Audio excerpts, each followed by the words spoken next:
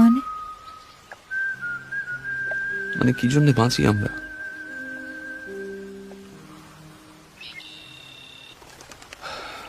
একদিন আরো বয়স হবে, হাতের মতো মুখের উপরেও নানা রেখার কাটাকুটি খেলা চলবে।